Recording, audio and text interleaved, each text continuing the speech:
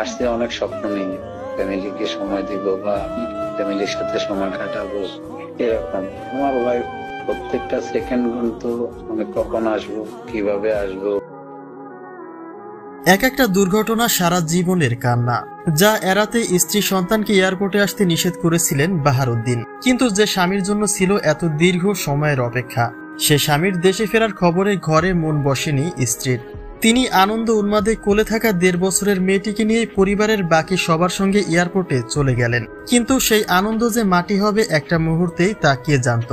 একই গাড়িতে স্বামীর পাশাপাশি সিটে বসে মৃত্যুবরণ করেছেন বাহারের জন্য দীর্ঘ প্রতীক্ষায় থাকা তার অর্ধাঙ্গিনী, যার বিবরণটাই অশ্রুসিক্ত চোখে দিলেন প্রবাসী বাহারউদ্দিন।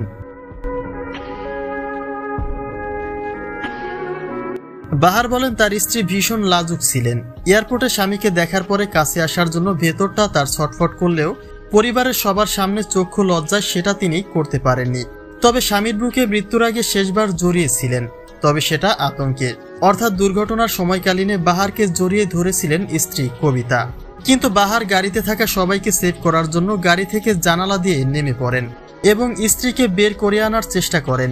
কিন্তু দুর্ভাগ্য, বাচ্চা ছিল অন্য কারো কোলে, যার কথা চিন্তা করে স্ত্রী বের হননি।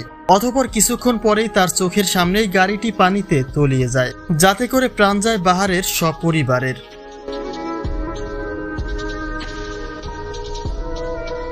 বাহার বলেন, ভালোবেসে বিয়ে করে স্ত্রীর সঙ্গে সংসার করলেন মাত্র 1 মাস। প্রবাসে গেলেন, ফিরেও এলেন, কিন্তু হারিয়ে গেল স্বপ্ন সাজানো মানুষটা, যার স্মৃতি নিয়েই বেঁচে আছেন বাহারউদ্দিন।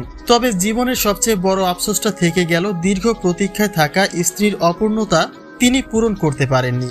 সংসার জীবনে স্বামীকে সঙ্গে নিয়ে খুব সামান্য পথ পাড়ি দিতেই স্ত্রী তার শেষ গন্তব্যে পৌঁছে গেল, যেটা কোনোভাবেই মেনে নিতে পারছে না বাহারউদ্দিন।